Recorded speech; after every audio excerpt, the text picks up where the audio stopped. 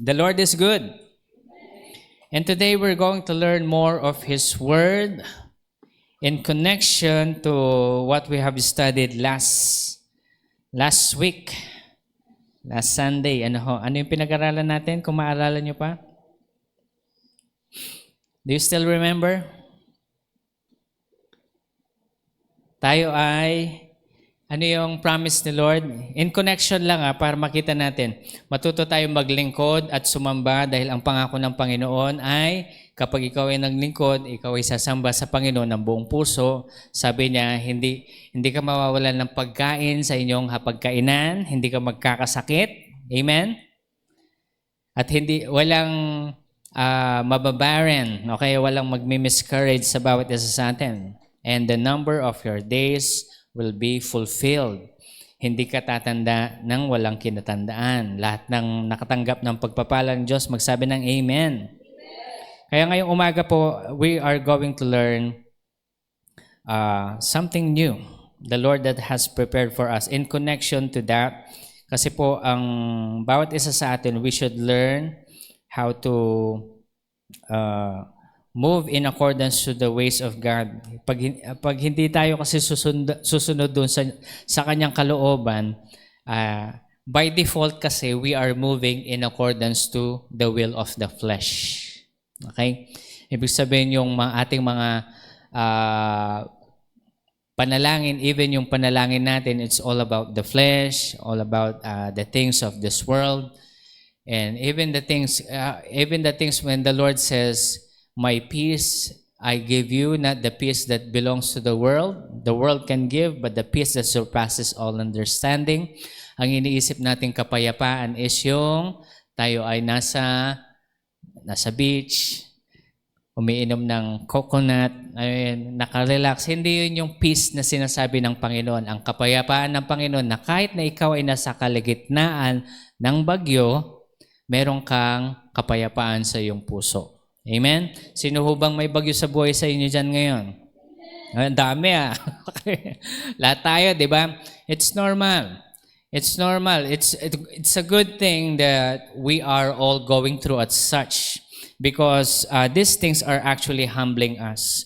And in connection to serving the Lord, we cannot just serve the Lord just like that.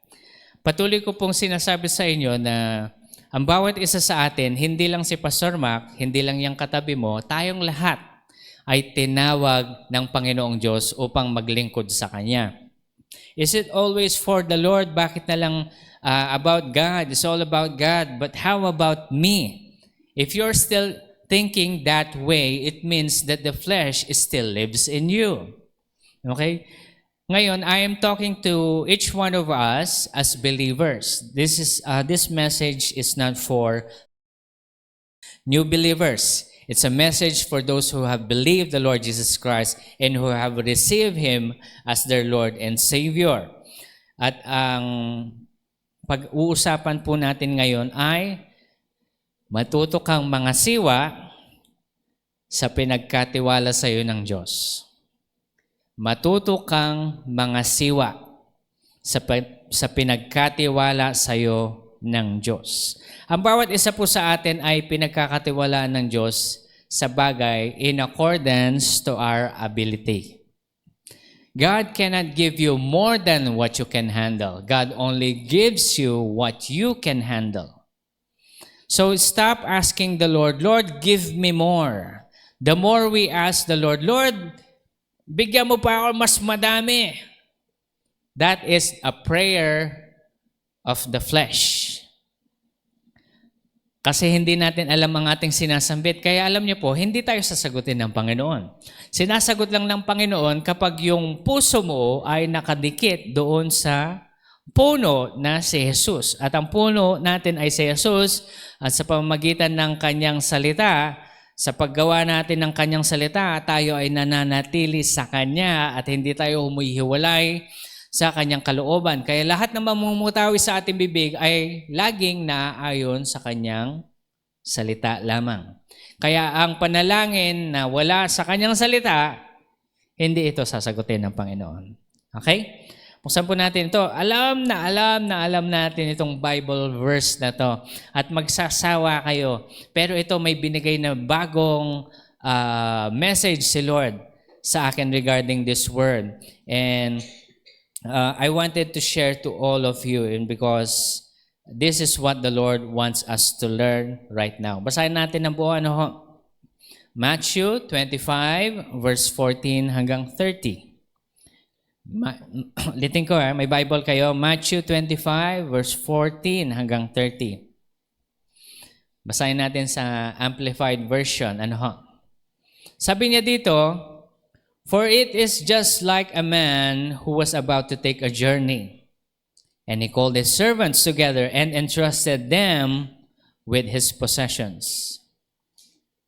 To the one he gave 5 talents, to another 2, and to another 1, each according to his own ability. And then he went on his journey." Verse 16, "The one who receives 5 talents went at once and traded with them.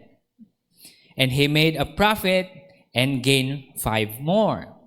Likewise, the one who had 2 made a profit and gained 2 more. And the one who receives 1 went and dug a hole in the ground and hid his master's money." Verse 19, "Now after a long time, the master of those servants returned and settled accounts with them. And the one who receives 5 talents came and brought him 5 more, saying, 'Master, you have entrusted to me 5 talents. See, I have made profit and gained 5 more talents.' Listen to this. Sabi niya sa verse 21, "His master said, 'Well done, good and faithful servant. You have been faithful and trustworthy over a little. I will put you in charge with many things. Share the joy of your master.' Also the one who had 2 talents came forward, saying, 'Master, you have entrusted 2 talents to me. See, I have made a profit and gained 2 more.' His master said to him, 'Well done, good and faithful servant. You have been faithful and trustworthy over little. I will put you in charge with many things. Share the joy of your master.' Verse 24, "The one who had received 1 talent also came forward saying, 'Master, tingnan na to, no? Sabi niya, 'Master, I knew you are a harsh and demanding man, reaping harvest where you did not sow and gathering where you did not scatter seed. So I was afraid to lose the talent, and I went and hid your talent in the ground. See, I have what is your own.' And the master replied in verse 26, and he says, 'But the master answered him,'" look at this, "'You wicked and lazy servant. You knew I reaped the harvest where I did not sow and gather where I did not scatter seed. You ought to have put my money in the bankers, and at my return I would have received the money back with interest. So take the talent away from him and give it to the one who has 10. Kanino binigay? Sa nakapag-produce ng from 5, ginawa niyang 10. Hindi binigay dun sa may 2, di ba? Ba't di na lang ibigay dun sa may 2, Pastor? Kasi meron na namang 10 yung isang servant. Bakit dun sa binigay? Kasi mas may tiwala si Lord dun sa may 10. Okay? Now look at this, verse 29. "For everyone who values his blessing and gifts from God has used them wisely." Kaya ako ini-emphasize to, I want you to understand something.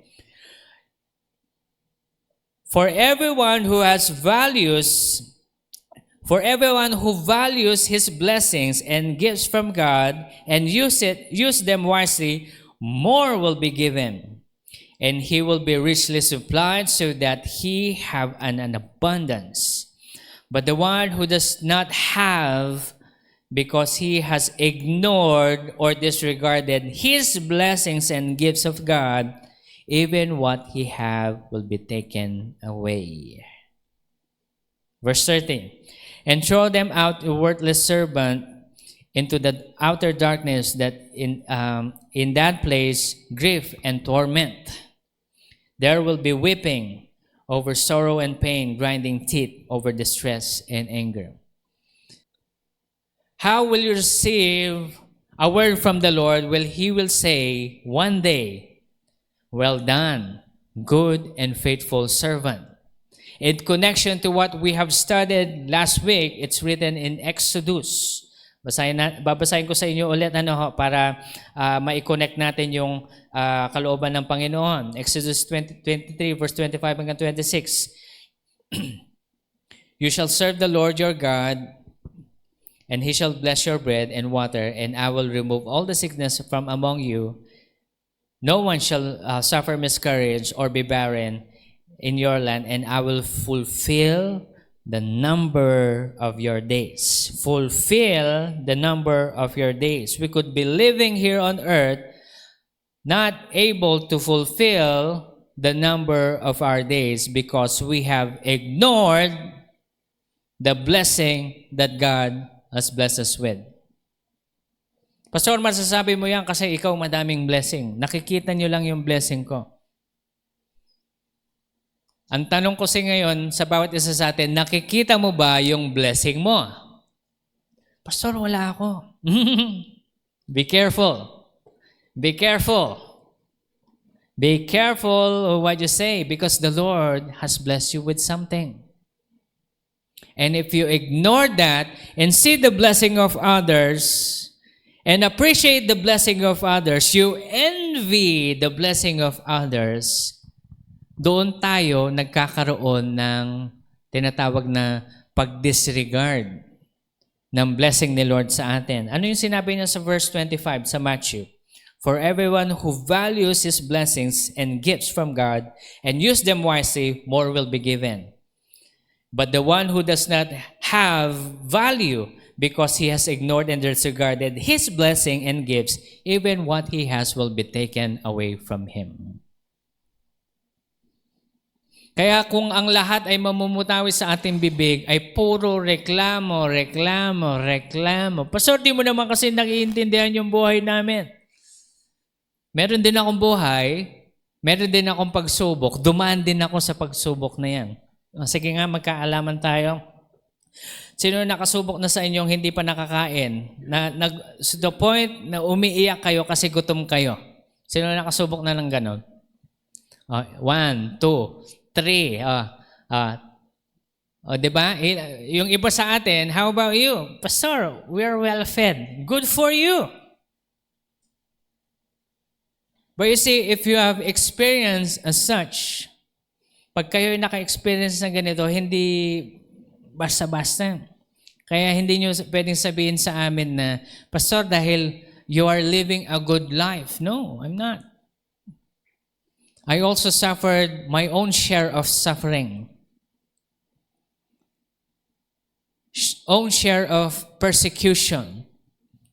But the thing here is, I do not need to experience what you have experienced in order for me to understand where you are at. Because the Lord is just giving everyone our share of suffering in order for us to be close to Him. Kaya ito po, this is what the Lord is giving us this morning. When we talk about sa Exodus, sabi ng Panginoon, yung binasa natin kanina, sabi ni Lord, pagpapalain niya lahat ng kakainin mo. Hindi ka magkakasakit, hindi ka mababaog. At ibibigay sa iyo ng Panginoon lahat ng buhay mo na hindi ka mamamatay ng walang kinatandaan. Okay? Amen? Gusto niyo ba yon? Ano yung kapalit nun? Ano yung sabi ng Panginoon? If we are going to serve and continue worshiping Him. Now, when we talk about serving the Lord, it's not just about talking about being inside the ministry of the church. Noong bata-bata ako, ang lagi kong iniisip, ministry, so palagi dapat nasa church ka. No, no, no. Everyone is called differently.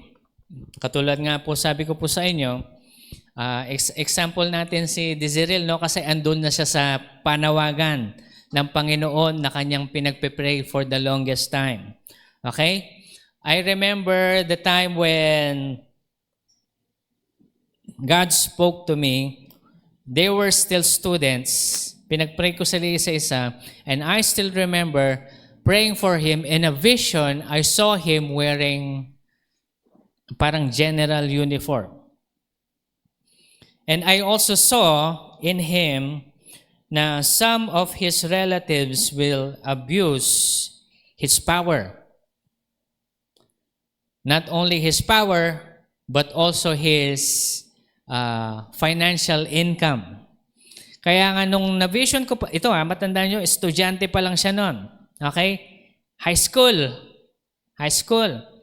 Sinabi ko na sa kanya to, I gave him warning, starting today, sabi ko, ipag-pray mo na ito. Because someday, I know God is going to call you there. And there came an opportunity, he pushed his way, 1 year and a half, narinig yung testimony niya last week, and you see, he's already there. Now look at this. Now that he's already there, Pastor, paano yun? Hindi na siya makakapag-attend sa atin. Because iba yung calling ni Diziril, okay? He has to be in there because he is about to fulfill the will of God.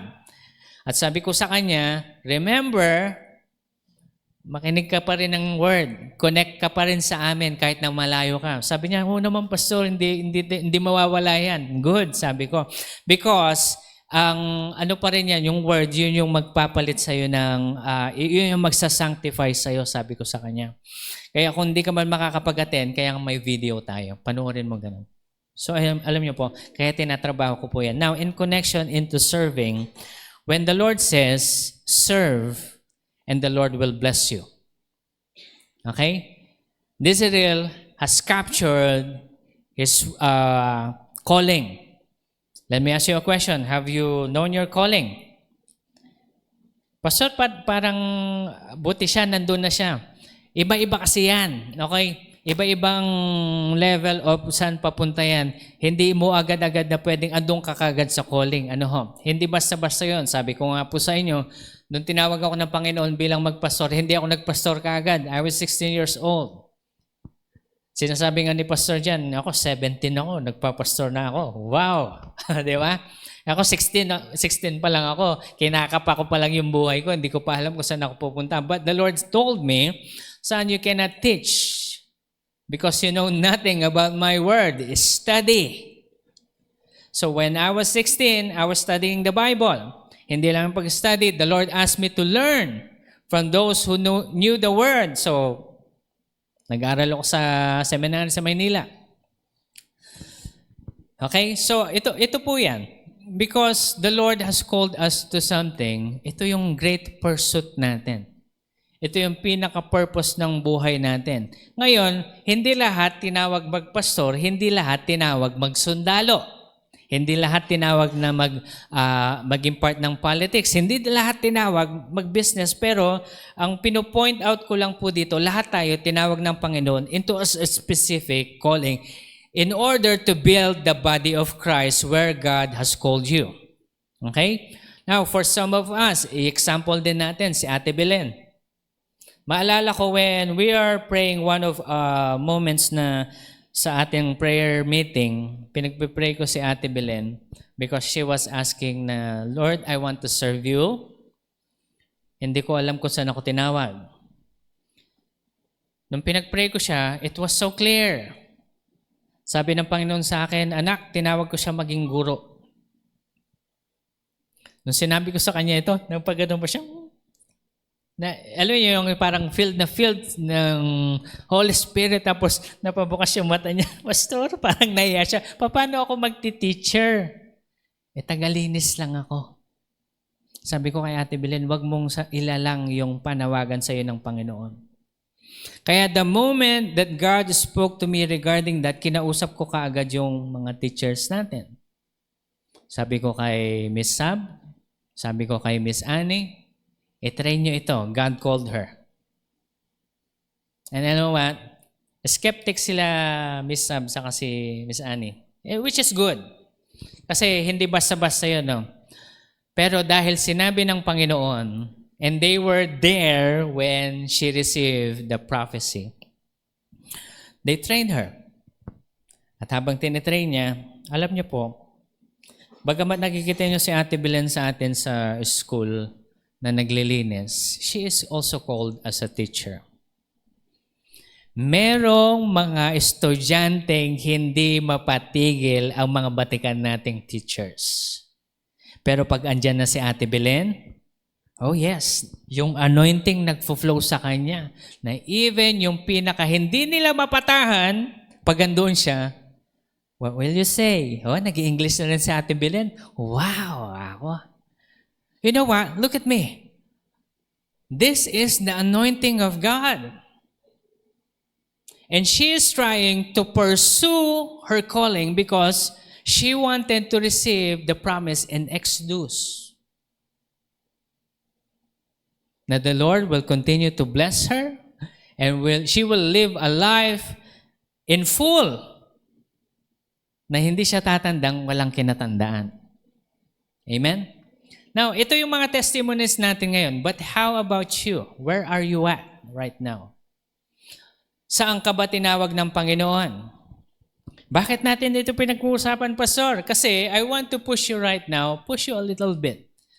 Because the Lord Jesus is coming very soon.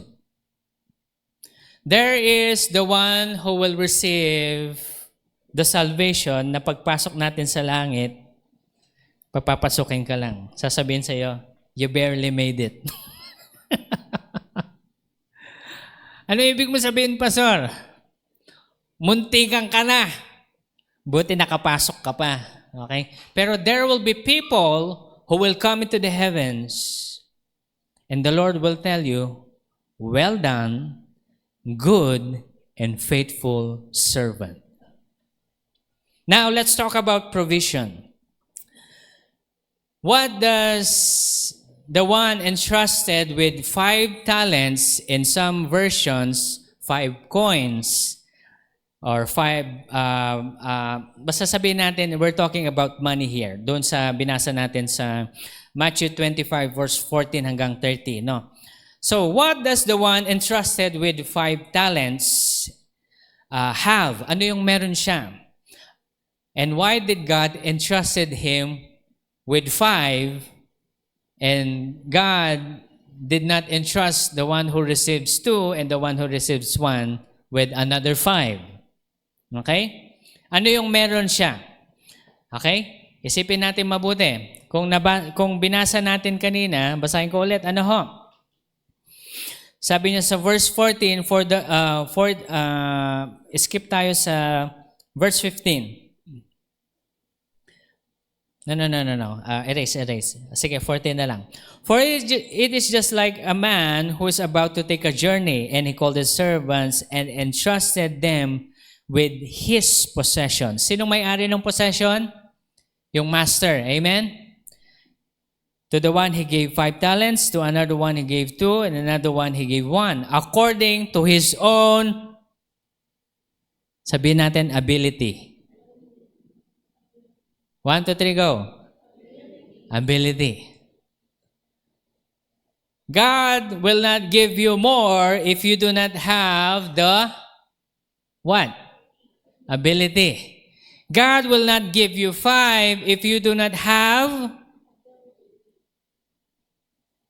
And what you have right now, kung ano yung meron kayo ngayon, yun lang ang pinagkatiwala sa inyo ng Diyos.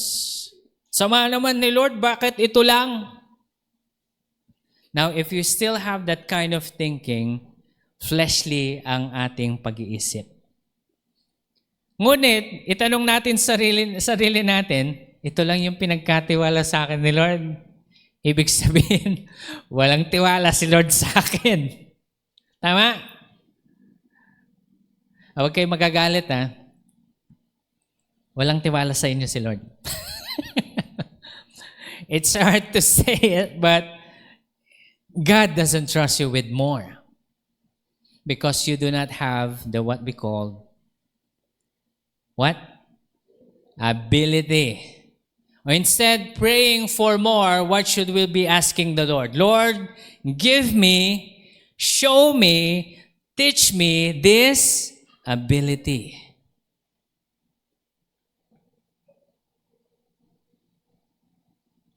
Ano yung meron na pinagkatiwala ang Panginoon dun sa bakit niya siya binigyan ng 5 talents at yung iba hindi? Why did God entrusted him with 5? Number 1, he has the ability, o in Tagalog, kakayahan mga siwa. Okay? It means meron kang talent, meron kang skill, meron kang proficiency in particular area of your life, meron kang possession of means or skill or to do something. Okay? Kaya kapag kakatiwala ng Panginoon, number 2, he has God's trust in the area of that blessing because of his faithfulness, goodness, and the ability that God has given us. Ngayon ang tanong, what did he do in order for him to be successful in what God has given him? Tingnan ito mabuti. Binigyan siya ng 5 talents. Ano yung ginawa niya? Ano yung ginawa niya po? Verse 16. And when he receives, at once. Sabihin natin, at once. O kaya, in other versions, sabi niya, immediately. Immediately, ang ginawa nitong nakatanggap ng 5 talents, immediately, he traded. He invests. He put the money to work. He do business. At yung iba, ibang version ng Bible, sabi niya, he put the money to work, he do business, he invested, he traded, he buy and sell. Anong tawag doon? Meron siyang business proficiency. Nakikita niyo yun? Meron siyang kakayahan. Immediately. At ngayon nung nabenta niya na doble niya na kung ano yung binigay sa kanya ng Panginoon, anong ginawa niya? He gave it back to his master. The problem is with us Filipinos, after working, we receive our salary. What do? We buy this, we buy that. We bought cell phones that we cannot afford. Pag 15,000 lang ang kinikita nyo, huwag kayong bibili ng cellphone na 50,000. Pastor, may hulugan naman. Murang-mura lang. Diyan tayo mahirap. Diyan tayo mahirap. Alam nyo, minsan lang po ako naghulugan sa buhay ko. Okay? Ay, 2 beses. 2 beses. Una yung iPad. Kasi sabi hindi pa ako marunong nun eh. Hindi pa ako marunong. Sabi ito talaga si Ate May. Si Ate May kasi may kasalanan. Sabi sa akin, Mac, kuha nito. Sabi niya, magkano lang siya a month? Kayang-kaya mo yan, malaki yung sweldo mo. Sabi niya, oo nga, ako naman. Gusto ko rin eh. Gusto ko ng iPad eh. Siyempre, ginagamit ko pag pipreach ako, di ba? Ako naman, bili. After 1 year, hindi ko pa tapos yung bayad. 5 years yun eh. Hindi ko maalala kung magkano yun. After 1 year, luma na yung iPad. Ayoko na to. Meron na mas bago. Nilalait pa nga ako ni Pastor dyan nun. Ba't ang bigat ng iPad mo? Sabi, kasi sa kanya bago. Tapos ako nagbabayad pa rin. Sabi ko, hindi ko na uulitin to. Pag bibili ako, yung kaya ko nang bilhin. Nagkaroon kami ng problem regarding sa sasakyan. No? Paalis na si Ate May, punta siya ng Singapore. Si Ate May na naman. Sabi, Mac, ituloy mo na yung sasakyan, sayang. Sabi niya, magkano yan monthly? Sabi niya, hati na lang kayo ni Ate La para may sasakyan din kayo. Hindi, bibili ako ng sarili ko. Sabi ko, bibili ako ng sarili ko. Si Ate May kasi mahilig yan yung, mahilig mang ipit yan eh, no? Sayang. Ito nangyari, kinausap niya si Ate La. Si Ate La, na-convince ako, Mac, kunin na natin. Sige na nga, hulugan na naman. Yung hulugan na yan. Sakit sa loob ng hulugan. Sino naghuhulugan dyan? Masaya? Kaya nga nung, maalala ko nung kumuha ng hulugan si Carl Tsaka itong magkakapatid na Estrada. Ilang years yan, Carl? Sabi ko, 5 taon. Tagal yan.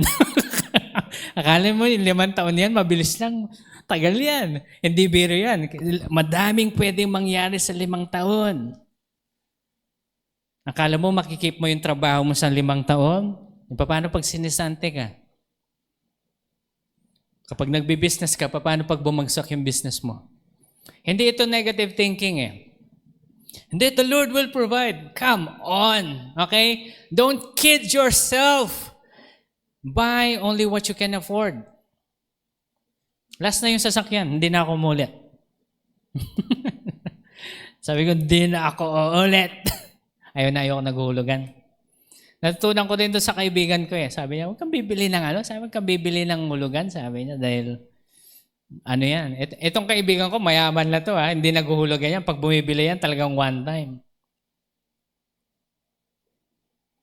Binenta na yung sasakyan niyan luma. Bumili siya ng bago. Tingnan mo naman yan, paid in full yan. Sabi niya, talaga, wow. Sabi ko, ganda.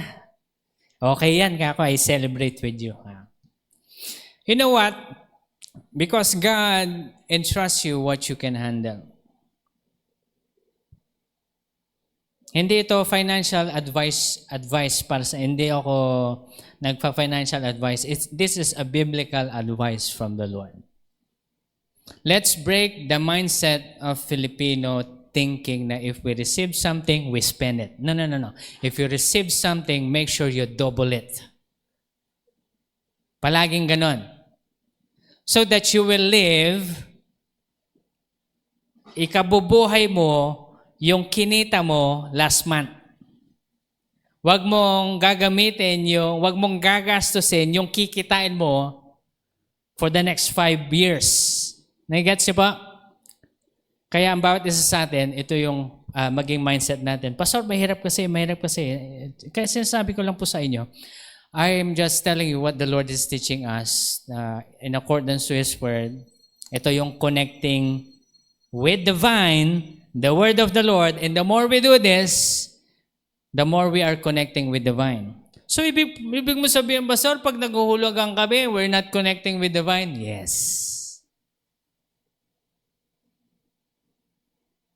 Masakit man pakinggan, pero totoo yan. Pastor, pang paikot lang. Pwede din yun. Kaya minsan, pag naglo-loan ka, make sure na mapapaikot mo yun. Pag hindi mo napaikot, patay. Diba? Nasubukan niya ng gano'n. Nag-loan kayo, tapos papaikot natin yan. Ikaw lang yung umikot, yung pera hindi. Kasi nahilo kayo sa kukuha. Diba? Diba? Ito yan sinasabi ko po sa inyo. Pero isipin nyo mabuti, paano pag naka-receive ng 5 talents, pumalya yung kanyang ininvestan. But you see, the Lord entrusted him because God trusts him. And the moment that you have received something from the Lord, God trusts you with that. Actually, sa totoo lang, yung binigyan niya ng 1 talent, wala siyang tiwala doon Pero that's the grace of God. He gives you even He doesn't trust you. Pero don't mess it up. Because the Lord wants to teach us something, okay? So tingnan ito. Oftentimes we always ask God, Lord, provide for us financially that we may do good things for you. And some people will say, kapag ako'y yumaman, tutulong ako sa mga hirap. Shut up. I'm sorry. Pero pag ngayon, sa amount na nare-receive mo, hindi mo kayang tumulong o magbigay doon sa nanghihingi ng limos, hindi ka makakatulong kapag yumaman ka. No. At saka hindi ka rin yayaman. Kasi alam niyo po, kapag hindi ka marunong magbigay, ibig sabihin, pag hindi ka marunong magpagamit kung ano yung meron ka ngayon. Pastor, palagi na lang bang bigay sa church? I'm not asking for money. I'm not asking for your money to ibibigay nyo sa church? No, no, no, no. Ibig sabihin, tumulong kayo sa mahihirap. Bilihan nyo ng Bible yung mga kapamilya nyo walang Bible. Tama? Investment yun in the kingdom. And the Lord wants that. Kahit yun lang. Pero ito po, sabihin ko pa sa inyo, the truth is, we cannot help the poor right now. If we cannot help the poor right now that we don't have, hindi ka makakatulong mas lalo kapag ikaw ay nagkaroon ng pera. Tingnan niyo yung mga biglang yaman. Lahat ng biglang yaman pumapalya. Mostly, not all. Maliban kay Pepito Manaloto, okay? Atawa kayo no? Nanalo siya sa loto, in-invest niya. Actually, yung program na yun, tinuturuan yung mga tao kapag bigla kang yumaman. Kasi yung iba sa atin, pag biglang yaman, pero meron kasi yung sino kasi yung boksingerong yun pa? Pinapanood namin lagi ni Pastor Jan yun Yumaman siya Ang ginawa niya, inom dito, party doon, babae here, babae there. Ngayong matanda na siya, wala na siyang pera. Ayun, ayoko na lang banggitin, kawawa naman. Naka-online tayo, baka mademanda tayo. Mga softies pa man yung mga tao ngayon. No? Okay, tingnan niyo si Pacquiao. Nung siya ay nagkaroon ng pera, invest here, invest there. Are you saying this, people of God? Because the Lord wants you to learn. Now we're talking about money, but the thing here is, yung pinaka-verse na ito, it's just not talking about money. How does God provide for His people, for His kingdom, for His ministry? Assuming you are trying to serve the Lord in political side, in business side, in teacher side, evangelist side, in prophetic side, in pastoral side. Ito, ministry lahat yan. Okay? Paano pag-provide si Lord? Kasi where God calls, He provides. Assuming you do the calling. If you don't do the calling, diyan ka lang. Wala kang provision. Kapag nasa loob ka lang ng bahay, scroll ka lang ganun, magdamag, ano mangyayari? Nothing. Wala pong mangyayari sa bawat isa sa atin. Kaya ito po. How does God provide for His kingdom, for His ministry? Look at me, people of God. He causes your environment to mold you so that you will gain ability. He causes whatever happens in your environment to mold you to have this ability. Yung ability ipinangako sa inyo ng Panginoon. Kaya nga tinatanong ko po sa inyo kanina kung sino sa inyo ang may pinagdadaan ng bagyo. Sino? Magtaas ng kamay. May bagyo ba kayo sa buhay? Diba? Lahat tayo meron. Pati ikaw ba lahat tayo. Lahat tayo may bagyo, pero natutunan natin yung kapayapaan na binibigay sa atin ng Panginoong Hesukristo dahil sa Kanyang salita. Ngayon, huwag niyong tatakbuhan yung bagyong dinadaanan nyo. Huwag kayong lilikas. Okay? Huwag kayong lilikas sa bagyong dinadaanan. Pastor! Ito nangyayari usually. Halimbawa, may problema sa family ng parents mo. Tapos ikaw ay 18 years old na.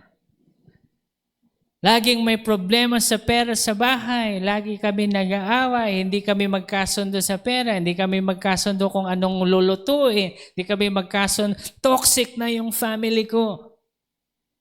Anong ginawa ni babae? Sample lang Naghanap siya ng boyfriend. Lalayas na kami dito. Iiwasan at tatakbuhan ko na itong problemang ito. Sumama sa boyfriend.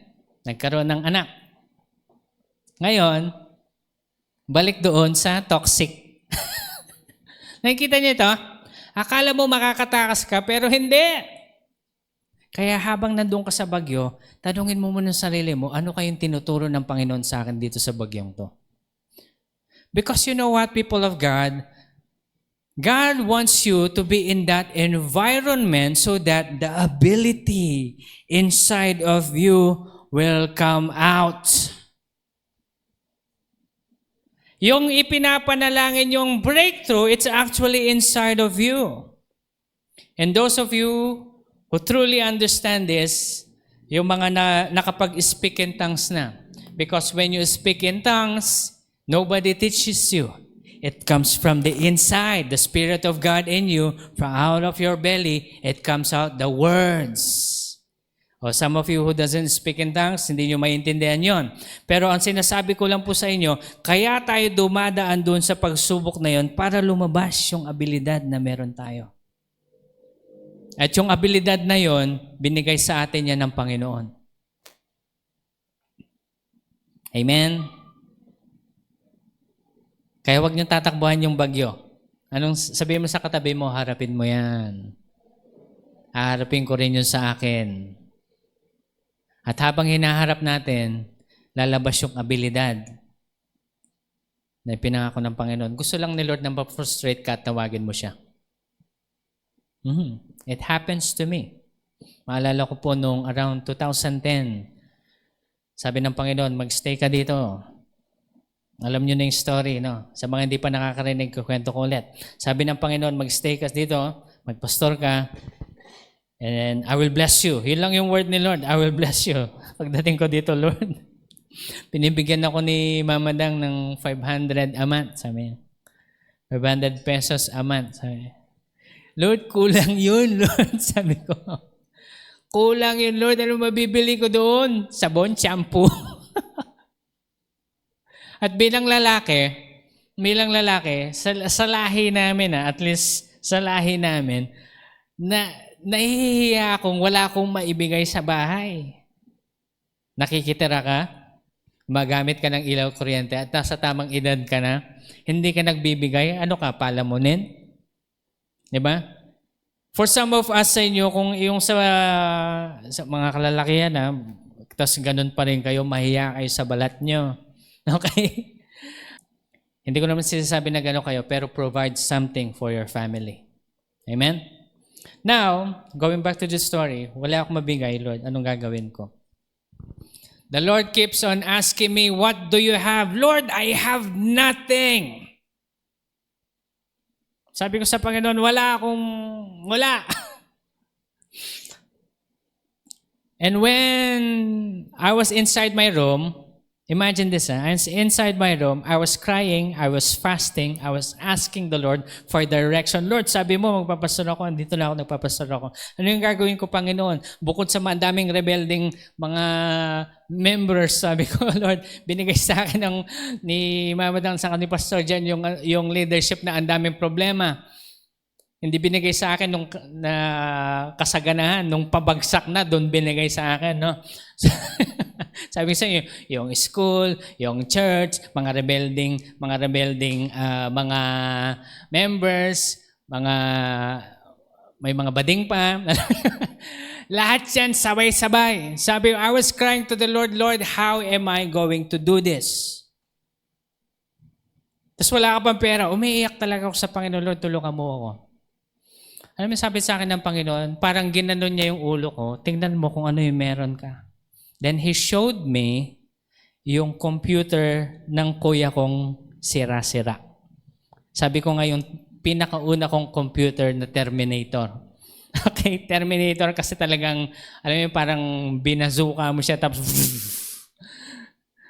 kapag isisindi mo, yung kailangan mo pa ng screwdriver, may gaganunin ka doon para di ba? Yun yung pinakita sa akin ng Panginoon. Sabi ng Panginoon, I will use this to bless you from out of nothing. Maalala ko binigay sa akin ng kuya ko yun bago siya umalis papuntang store niya. Max, sa'yo na to. Ayusin mo yan. Pwede pa yan. Maalala ko din sinabi ng kapatid ko, kuya ko, sabi niya na, kasi nung ginawa niya yung computer na yan, puro lang ako games eh. Games lang games. Parang normal lang. Games. Sige, games. Tapos sa tuwing hindi gumagana, sasabihin ko sa kanya, Pong, sabi niya, di na naman gumagana yung computer mo. Na-frustrate sa yung utol ko, sabi niya ganyan. Mak, wag ka lang games ng games. Alamin mo din kung ano yung makinang ginagamit mo para alam mong ayusin. Ganito lang yan. Alam mo, yung kuya ko walang pasensya yung magturo eh. Ito lang yan. Ganyan, tapos gawin mo ito. Ganyan, yan. Tapos ibalik mo. Ako naman, Oo, sabi ko, tama. Tapos alam niyo, habang ginagawa ko yun, wow, sabi ko, I'm enjoying. What is this? Sabi ko, I'm enjoying fixing things. And then eventually, from out of that nothing, God uses that in order for me to bring into a work, a business, para kumita ako. And the Lord provided through that thing. And from that knowledge, into knowledge, into knowledge, into knowledge. Sabihin natin, ability. Saan lumabas yung ability? Sa frustration. From frustration came out the ability. Kaya huwag niyo tatakbuhan yung problema. Amen? Harapin ninyo. Magpakasigasig po tayo. God causes whatever happens in your environment so that you will gain ability. Your environment today is designed so that you will have the ability. Designed so that the ability in you will come out from within, not from outside, not from help from other people, but the ability. Amen? Kaya kung iniisip nyo, may malalaglag na pera galing sa langit, papunta sa inyo, tingnan nyo, sabihin nyo sa katabi mo, hindi mangyayari yan. In your dreams. Okay? Baka yung iba sa inyo, tumatawa kayo, ibig sabihin, inaasahan nyo yun Pastor, wala namang imposible sa Diyos. Yes! Walang imposible sa Diyos, but the question is, can God trust you with big things? If the small thing that you have right now, you cannot handle, no. Hindi tayo pwedeng pagkatiwalaan ng Panginoon. Kaya sabi po sa James chapter 1, alam na alam din natin yan. When you encounter trials, it tests your faith. And faith produces endurance. And endurance have its perfect result. And usually the perfect result is the ability coming out of you. Amen? Isang part lang po ng testimony yan. At least sa part sa buhay ko. Madami pa akong pwedeng i-share sa inyo. No? Pero ang sasabihin ko lang po sa inyo, wag natin tatakbuhan. Okay? Wag din natin gagawin solusyon sa mga kababaihan itong problema sa mga Pilipina. Maghanap na lang ako ng afam ko. Siya ang bubuhay sa akin. Hindi ko sinasabing mali, Okay? Hindi ko sinasabing wag kayo maghanap, no? Ipag-pray nyo yan, mga singles. Okay? Ipag-pray nyo yan. Pag babae kayo, okay lang. Pag lalaki kayo, maghanap ka ng... Ang kapal ng mukha mo, pag lalaki ka, maghanap ka ng apam, tapos yung babae bubuhay sa'yo. Ano ka? Problema sa mga iba ngayon Ano yung sabi ng mga Gen Z? Delulu. Okay? Delusional ka kapag gano'n ang iniisip mo, hindi mangyayari yon. Okay? Unless surfer ka. Punta ka sa Siargao. Okay? Ang daming gano'n, yung mga surfer, meron silang apam na babae, no? Okay, tumatawa kayo, ibig sabihin, nanunod kayo ng mga yun. Nagulat ako, parang maghanap daw sila ng surfer. What? Sabi, magsa-surfer na rin ako, sabi ko. No. That's, ayoko mag-surf. Diver ako, diver. Okay. Yun yung aming hobby ko, no? Okay. Okay. Masarap sidetrack tayo. Masarap masarap mag-diving, no? Ibig sabihin parang makikita mo talaga yung beauty ng under the sea, no? We even bought this diving gear at minsan lang namin nagamit. Okay? Tinanagon, ang layo kasi natin, ba't tayo bumili nito? Parang ganun. Wrong investment, Pastor. Opo, wrong investment. Anyway, let's continue. Ano ho? So do not run from the trials that God has been giving you. Okay? How does God provide for His people, assuming that you're doing the call that God has given you? O kaya papunta ka na dun sa panawagan kung saan ka tinawag ng Panginoon. Tinawag ka ng Panginoon dun sa panawagan. Ano yung how God will provide for you? He causes your environment so that the environment, situation, or trials and tribulation in your life so that the ability will come out of you. Okay? Isa pang example, sabi, hindi ko siguro matatapos yung buong preaching ngayon. Gusto ko lang example din, i-highlight na naman natin si Aaron. Si Aaron na naman. Kailangan natin i-share yung mga testimony yan. Maalala ko nung may pera ako, nagtatabi ako ng pang-charity so that anyone who will be needing, meron akong pwedeng iabot. No? Maalala ko si Aaron, he was giving his testimony na he's struggling. He has problem financially. And you know what? Just in case you do not know, I am praying for everyone. And when the Lord speaks to me about someone, halimbawa si Aaron noon, sabi ng Panginoon sa akin, ipag-pray mo itong batang to, that I will make him strong, ito yung gagawin ko sa kanya, etc. And then I pray. Hindi niya alam ito. Okay? Hindi niya alam ito, but I was praying at that time. And malaman-laman ko na, Lord, sabi ko sa Panginoon, wala pong pera sa Aaron, meron po akong pera dito. Pwede ko pong iabot sa kanya ngayon. I was hearing the word of the Lord exactly as it is. It was very loud. Sabi niya sa akin, anak, wag mong ibibigay yan. Kapag wala kang discernment, anong sasabihin mo? In Jesus' name. Kasi sabi ni Lord, tumulong ka sa mga nangangailangan. Not at all times. Maybe the Lord is just building something up in him. And he was. And that time, sabi ko po sa inyo, meron na, hawak ko na yung pera. Iabot ko na lang. Pero nung palabas na ako ng pinto, anak, wag mong bibigay yan. You will withhold the blessing that I am about to give him.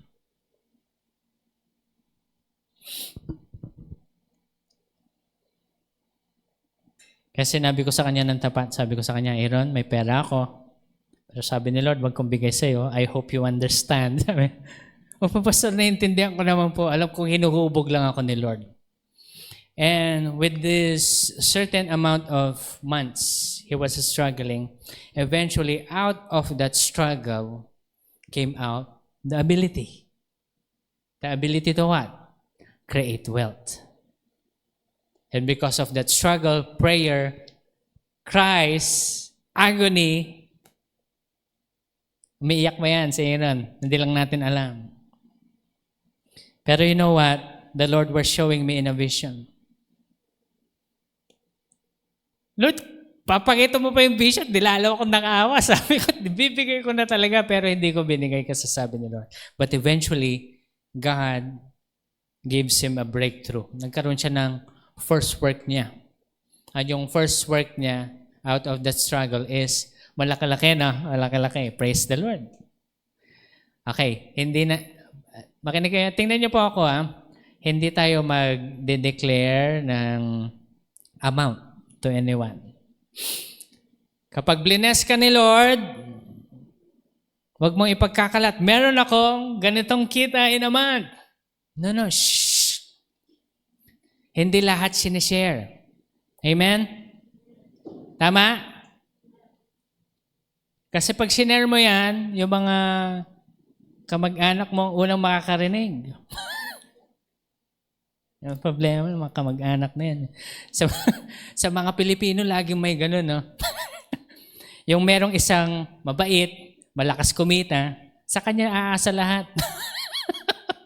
Laging may ganun. Ipag-pray mo na ikaw yon. Pero, sinasabi ko po dito, huwag niyong i-declare palagi kapag kumikita kayo ng malaki. That is always a secret. Okay? para hindi matempt yung mga kamag-anak nyo. Pansinin si Joseph. Ano yung ginawa ni Joseph? He pretended to not know his siblings because he was testing them. Kasi pag sinabi niyang, "Uy, Prime Minister na ako! Kailangan nyo ng bahay? Ano, ilang hektarya ang kailangan mo?" Hindi siya ganon. Tinest niya muna. At yung testing niya, kahit siya, hindi niya kaya. Pero kailangan niyang gawin to see the hearts of his brothers. Baka hindi pa rin sila nagbago kapag nakatanggap sila ng malaki. Mag-aaksaya lang siya ng pera. Gayon din ang bawat isa sa atin. Okay? So look at this. Now, paano nagpo-provide si Lord sa kanyang mga believers, sa mga nagpo-pursue ng kanilang mga calling? Okay? Number 2 is through provisions. Sabihin natin provisions. So, pag sinabi natin provision, meaning it's not always gold, it's not always silver, it's not always money or currency. Not always. Okay? But God provides, meaning not gold, not silver, not money or currency, but He multiplies what you have. God multiplies what you have. Let me ask you, what do you have at home? What do you have in your ability? What do you have in your talents, skill, knowledge, and wisdom? What do you have? The Lord multiplies that and uses that so that He could bring wealth into the kingdom of God through you. Amen? So, through provisions, pag sinabi natin provisions, ang lagi natin iniisip na may tutulong sa akin, may magbibigay ng ganito sa akin, na puhunan. I mean, God can do that, but oftentimes He doesn't do it that way. Kasi the Lord wants you to realize something that He has given you the skill inside of you. Okay? But God's kingdom does not run in money. It runs with supply. Listen, God's kingdom doesn't run in money, but in supply. Hindi ba, Pastor, parehas lang yon? No. You need to understand this. That's why it's written in Philippians 4:19. Favorite natin. Ang dami tayong favorite na word, no?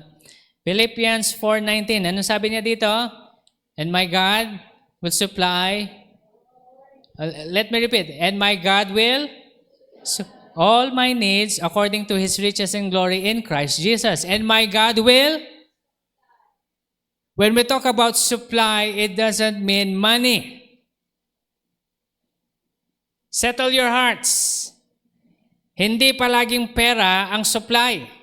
Okay? Pastor, paano sabi yan? Saan nakasulat yan sa Bible? John chapter 6.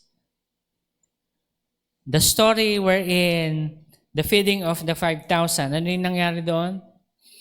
Sabi ng mga disciples, Lord, send the people away. Kasi wala tayong papakain sa kanila. Kailangan mo silang paalisin kasi gagabi na, dinner na, wala tayong bibigay sa kanila. Ano yung tanong ni Jesus? Ano yung meron kayo dyan?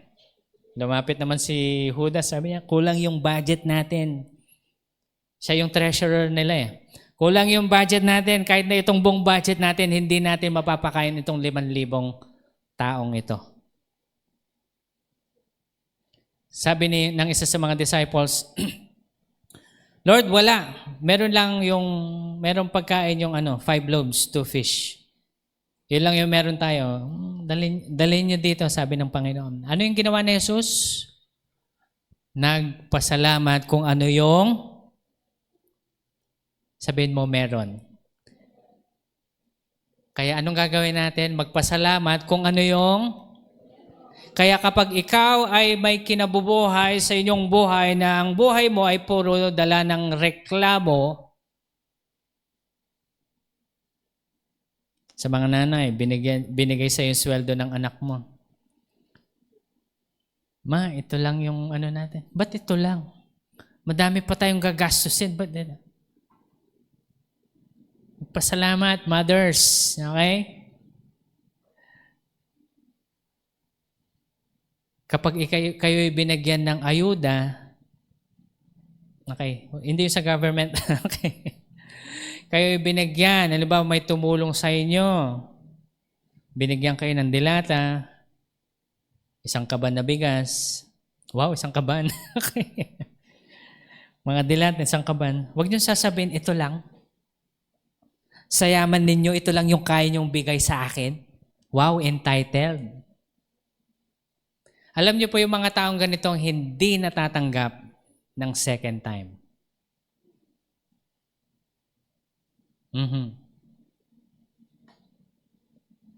Ano yung ulam natin? Ito lang yung ulam natin. Ba't ito lang? Sabi niya. No. Matuto kang magpasalamat. Amen?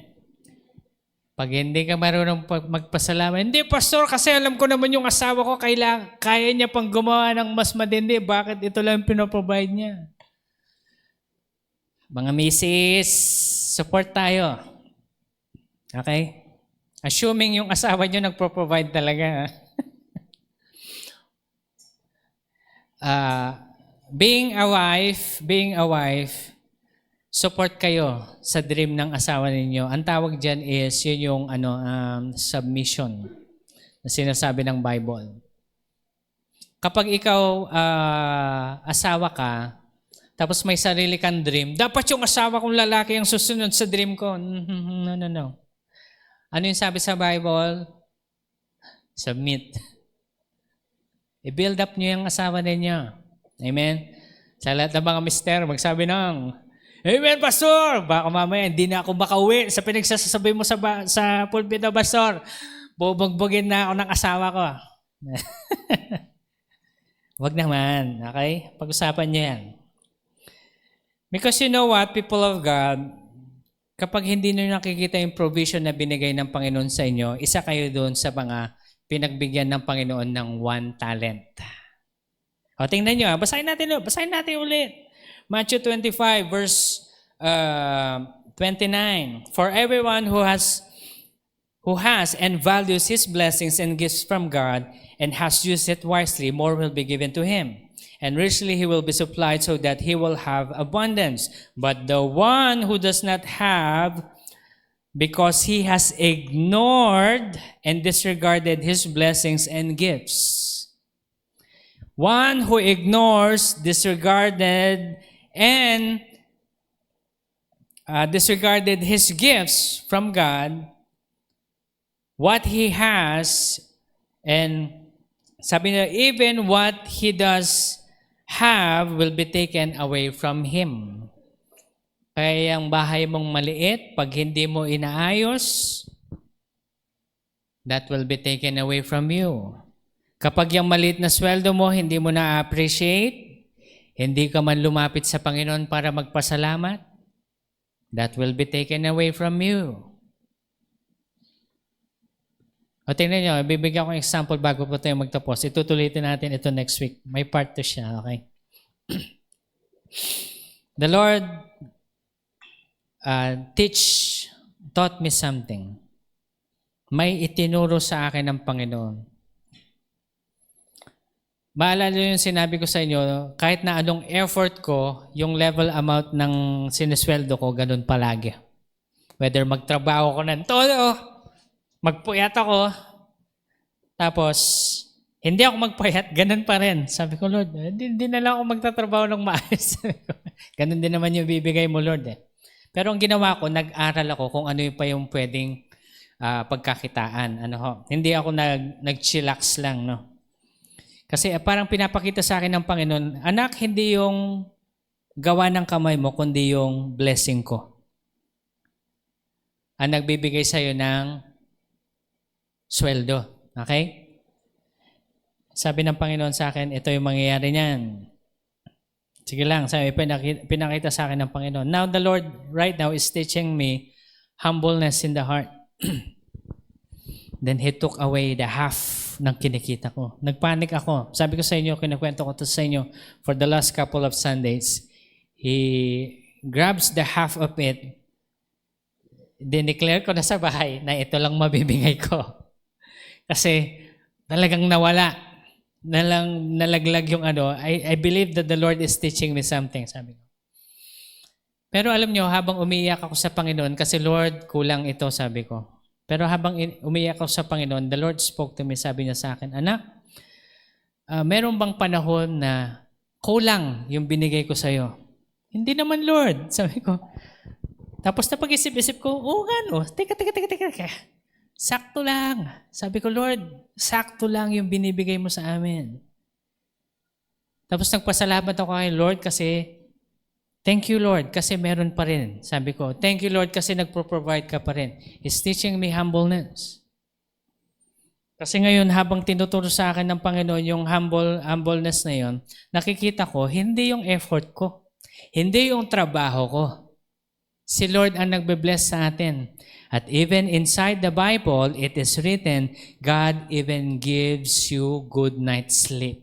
He gives you everything. He gives you all the things that you need. Kaya nga sabi niya sa kanyang salita, huwag mong alalahanin to. Kaya kung papansin niyo yung mga ibon, hindi sila nagugutom at namamalimos, pero pinapakain sila ng Ama. How much more you? At sabi din sa salita ng Panginoon na ang Panginoon nga ang nagbibigay sa inyo lahat ng mga bagay, maging ang inyong mahimbing na pagtulog ay nanggagaling sa Panginoon. Sinong mahimbing natutulog dyan? Galing kay Lord yan. Galing kay Lord John. Iniisip natin, hindi, tulog mantika lang talaga ako. No. Galing kay Lord yan. Yung payapang-payapa kayo natutulog. Sino yung mga ganon? Yung mahiga, masandal tulog. Blessing yan. Wag nyong, ito, nakikita nyo, blessing yan. Ako wala ako nun eh. Alam nyo, kapag huminga ako, 1 oras ba ako bago, tagal naman ng buwelo na to, hindi ako makatulog. Ako, matagal akong bumelong matulog. Kaya kapag na-disturb yung tulog ko, kahit na saglit lang nagagalit ako, nakuha ko na yung tulog ko eh. Pag nagising ako, hindi na ako makatulog. Sabi ko sa inyo, blessing yun. And that blessings comes from the Lord. And now I fully understand, sabi ko sa Panginoon, Lord, itong kinikita ko, hindi talaga galing sa akin. It comes from you.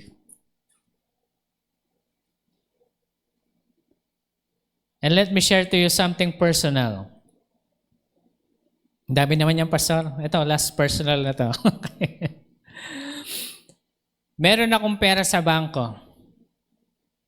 And while looking at it, sabi ko, Lord, may pera ako. Wow, sabi ko, sarap ng may pera sa bangko. Sabi ko, hindi nangangailangan. Lord, sa'yo to. Sabi ko sa Panginoon, Lord, sa'yo ito. Sabi ni Lord sa akin, narinig ko si Lord, sabi niya, talaga? Sabi, yes, Lord, sabi niya. O sige, ilabas mo. ilabas mo ngayon. Ako, hindi naman ako naghesitan kasi kay Lord talaga, in my whole heart, sabi ko, Lord, sa'yo talaga to. Lord, anong gagawin ko dito? Then God asked me to invest into something. And when God told me to invest into something, sabi niya sa akin, son, learn. Do all of these things and learn. And through this, sabi niya, I will bless you with even more. Pastor, may pera ka pa sa bangko? Wala na. Wala na. Pag binuksan ko yung bangko ko, yung talaga yung Face ID, nakita mo maintenance na lang yun nandun. Parang, Lord, malungkot sa puso, sabi ko. Pero alam nyo, sabi sa akin ng Panginoon, it's not yours. Ano yung sabi niya doon sa verse 14? God entrusted them with His possession. It is God's possession. Son, hindi sa'yo yan, it's mine. Sabi ko sa iyo, sabi sa akin ng Panginoon, anak, anong ginagawa ng perang yan sa loob ng bangko mo? Lord, invest lang para mag-accumulate ng maliit ang babalik niyan. 0.6 lang.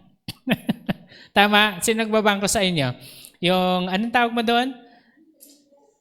Interest. So yun. 0.6. Napagtanto ko nga Point, point, ayan, bastos na bangko yan, no? 0.2 lang. No? Mag-CAMB kayo, 0.6. Okay. Ay, hindi. Pay Maya yata yun. Okay. Free advertisement.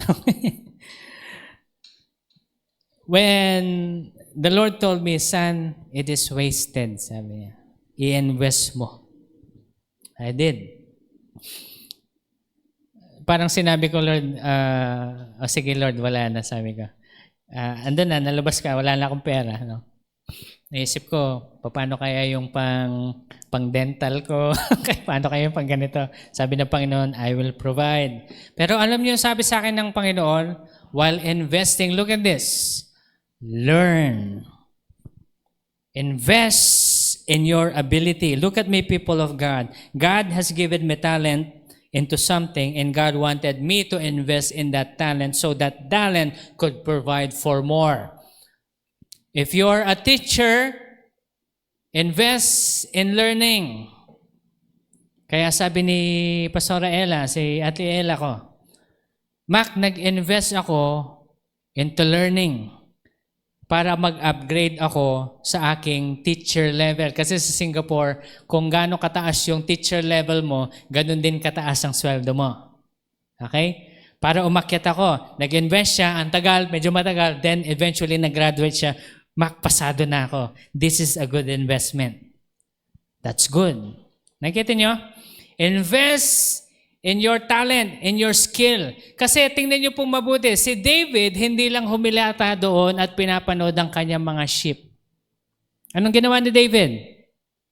He sharpened his skill for free. Ano yung skill ni David? Anong pinagpracticean niya? Lion and bear. Kaya nung dumating si Goliath, lakas yung loob niya. Kung yung isang strand nga ng buhok, kaya kong tirain from afar, ito pang malaking dambuhalang to. Sabi niya, ang laki mong target. Saglit ka lang. Kaya he is confident with his skill when the time arrives. Now let me ask you, are you confident with the skill that you have? If you have something, invest. Amen? Pero kapag may pamilya ka, siyempre hindi mo nilalagay lahat doon. Invest mo eh. Budgeting, yan. Susunod, pag-usapan na natin susunod kasi overtime na ako. No? Baka gutom na kayo. Gusto ko lang po sabihin sa inyo to because the Lord has been asking us to do all of these things. In connection to the last preaching, conclusion na po ito. When you serve, when you worship, when you serve the Lord and worship Him, He will bless you with provision. He will give you a good life. You will not get sick if you will do things for the glory of God. Amen? So sabihin natin, hindi na ako magkakasakit. Dahil simula ngayon, magsisilbi na ako sa Panginoon. Magsisilbi na ako. Humina kayo. Bahala kayo. No? Sabi ko sa inyo, pag ayaw nyo magsilbi, prepare. Baka next month magkakatrangkaso kayo. In Jesus' name, Pastor! Hindi, totoo ito. Sabihin ko sa inyo, kapag nagsisilbi ka sa Panginoon, hindi ka magkakasakit. I promise you that. I promise you that. Huwag mo lang abusuin yung katawan mo, syempre. Nagsiserve naman ako kay Lord, pero puyat ka ng puyat. Duh. Okay? Of course, you'll get sick. Sleep properly, ando pa rin yung disiplina. Ano yung promise ni Lord? You will have a good life and you will live longer life. Amen? So pursue your calling. Hindi mo malalaman kung saan ka tinawag kapag hindi mo ito pursue. Now, if you are pursuing your calling, what will God do? He will provide for what you need. Amen? At pag sinabi ng Panginoon in provision, it doesn't mean money. In your circumstances in life, in trials and tribulation, came out the ability. Nagigets natin? So harapin natin yung pagsubok. Kumaharap ba kayo sa pagsubok? Amen? So habang tayo umarap sa pagsubok, huwag natin tatakbuhan, harapin natin with the Lord. And when you see that God provides you with your skill, with the ability, use it for the glory of the kingdom. Amen? Doon manggagaling yung breakthrough natin. And when God, look at me, hindi pa kasi nagtatapos to no? And when God has provided you with skill, ngayon meron ka ng skill, sasabihin na ng Panginoon sa inyo, parang si David, handa na ka ng maging hari. At nung naging hari si David, nalaglag ba yung pera sa kanyang harapan? Nalaglag ba yung corona sa kanyang harapan? Sabihin niyo sa akin, nalaglag ba? Nalaglag sa kanyang harapan. He did not pursue the crown went to him. Because David is ready and has the ability to become king. Let me ask you a question. Are you ready to become king? If you're not, sharpen what God has given you. Amen? Let's all stand in the presence of the Lord. Pasalamatan lang natin ang Panginoon dahil siya ay mabuti.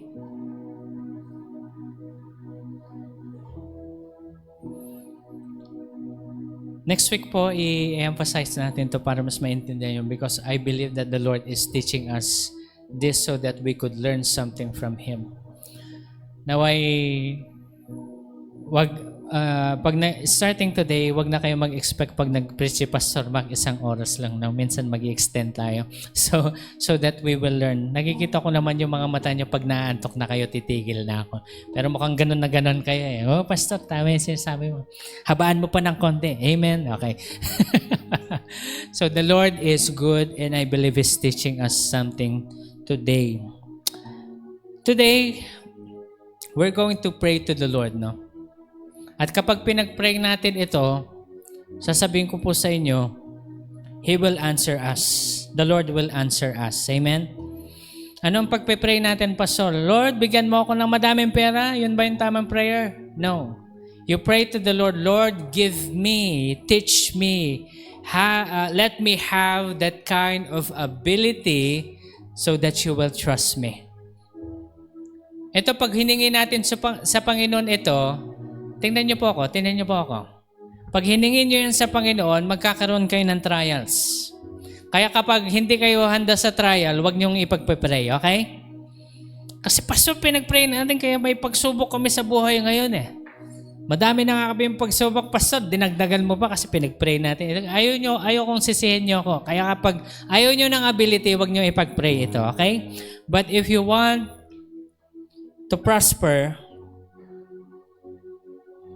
in this life, you pray for this. Lord, come on, close your eyes. Ask the Lord sincerely. Lord, give me an ability. Give me a skill. Give me talent, wisdom, and knowledge. Lord, I rebuke the laziness inside my body in Jesus' name. Lord, teach me your ways that I may do great works for you. Lord, hindi dahil gusto ko lang yumaman. Hindi lang dahil gusto kong magkaroon ng comfortable life, oh Lord God. Lord, I will pursue your call kung saan mo ako tinawag. And this is a vow to you, Lord God, that we are making. Lord, we wanted to serve you wholeheartedly, oh God. Kaya ngayon, Panginoon, we surrender our lives, we surrender our soul to you, we surrender everything that we have to you, even, Lord, the very income that we have, even yung mga little incomes namin, Lord, binibigay po namin sa inyo, Lord. Lord, thank you. Can we just thank the Lord? Lord, marami pong salamat sa bahay namin. Marami pong salamat, Panginoon, sa araw-araw namin kinakain. Lord, marami din pong salamat sa good health namin, Panginoon. Wala po kami sakit. Nagpo-provide ko, Panginoon, ng aming maintenance. Lord, we thank you, O God, for protecting us. Saan man kami magpunta, bagamat ang Angeles ay maraming criminal na nangyayari ngayon, Lord God, we believe that we are protected, we are shielded, Lord, with your glory, and we believe that you're going to protect us. And we thank you for that, O God. Marami pong salamat na ikaw po ang patuloy na nagpapala sa bawat isa. Kaya ngayong araw, Panginoon, wala kami ibang gustong hilingin sa inyo, Lord. Let's talk to the Holy Spirit. Holy Spirit, guide me in all truth and righteousness. Teach me, Lord God, everything that I need to know, Lord, in order for me to be blessed and have a breakthrough. Right now, Lord God, I offer my life to you and give you everything. And today, Lord, I want to bless you with this life. In Jesus' name I pray. Amen and amen. God bless you all po. Magandang umaga po sa bawat isa.